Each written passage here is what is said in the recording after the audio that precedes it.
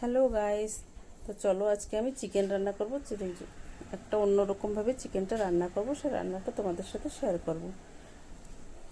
আজকে যেভাবে রান্না করব চিকেনটা খেতে ভীষণ ভালো লাগে। সবসময় তো একরকমই করি রান্না, আজকে একটু আলাদা রকমভাবে করব রান্না। তোমরা দেখতে থাকো ভিডিওটা, আশা করি তোমাদের ভালো লাগবে। আর ভালো লাগলে একটা লাইক করে দিও, একটা কমেন্ট করে দিও।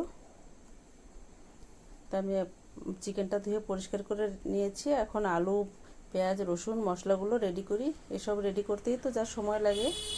এখন আলুটা আমি পরিষ্কার করে নিচ্ছি। আলুটা ছোলাছুলি হয়ে গেছে, পরে পেঁয়াজটা এখন পরিষ্কার করছি।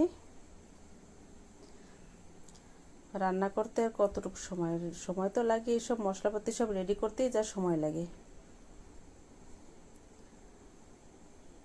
তো আজকে রান্নাটা একটু আলাদা রকমভাবেই করব, এরকম করে আগে কখনো করিনি, আজকে করেছি প্রথম দিন। খেতে ভীষণ ভালো লেগেছে, ভীষণ, মানে কি বলবো আর তোমাদের। তোমরাও রান্না করে খেয়ে দেখো, তাহলে জানতে পারবে যে কেমন লেগেছিল। ভীষণ ভালো হয়েছিল খেতে। এখন থেকে আমি ওইভাবেই রান্না করব চিকেন। এই যে পেঁয়াজ, আলু সব পরিষ্কার করে এখন আমি এগুলো কাটাকাটি করব।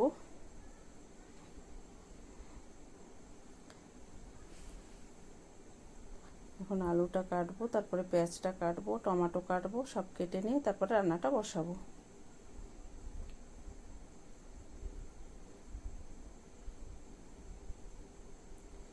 আলু পেঁয়াজ কাটা হয়ে গেছে, এখন আমি টমেটোটা কেটে নিলাম শেষে। কড়াই বসিয়ে দিয়েছি, কড়াই বসিয়ে তেল গরম হয়ে গেছে, তার ভিতর দিয়ে দিলাম চিকেনটা এখন আমি ভালো করে ভেজে নেব। দেখতে থাকো ভিডিওটা। কিছু মশলা দেব না, এখন খালি চিকেনটাই ভাজা হবে। একটু সামান্য লবণ আর একটু হলুদ দিয়ে চিকেনটা আমি ভেজে নেব। মাছ ভাজার মতন চিকেনটা বিনা মশলায় সুন্দর করে ভেজে নেব। চিকেনের জল বেরোয়, জলটা শুকায় যাবে, তেল বেরিয়ে আসবে, তেমন করে ভাজবো। চিকেনটা দেখো কত সুন্দর ভাজা হয়ে গেছে। বিনা মশলায় চিকেন ভেজে নিয়েছি, তেলও ছেড়ে দিয়েছে। যে দেখো তেল চিটচিট করে ফুটছে। এখন চিকেনটা ভাজা হয়ে গেছে, এটা এখন নামিয়ে রাখবো।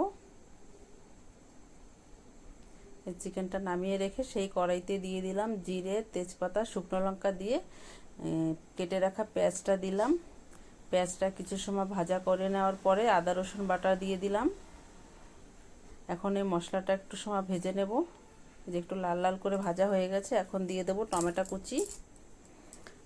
টমেটোটা দেওয়ার পরে দিলাম লবণ, আগে অল্প কিছু লবণ দিয়েছিলাম, এখন আর একটু লবণ দিলাম, হলুদ দিলাম, লঙ্কার গুঁড়ো দিলাম, ধনে জিরের গুঁড়ো দিয়ে এখন মশলাটা সুন্দর করে ভেজে নেব। মশলাটা অনেক সময় ধরে ভাজতে হবে, তেল ছাড়া পর্যন্ত মশলাটা আমি ভাজা করব। মাংসটা তো ভাজা আগের থেকে করে রেখেছি, এখন মাংস তো তেমন ভাজার দরকার নেই, মশলাটাই ভাজা করা হয়ে গেছে। তারপরে দিয়ে দিলাম আলুটা ভাজা হয়ে গেছে, পরে সে ভেজে রাখা চিকেনটা দিলাম। চিকেনটা দেখতে সাদা দেখাচ্ছিল, দেখো মশলা টশলা দিয়ে ভাজার পরে চিকেনের কালারটা কত সুন্দর চলে আসছে।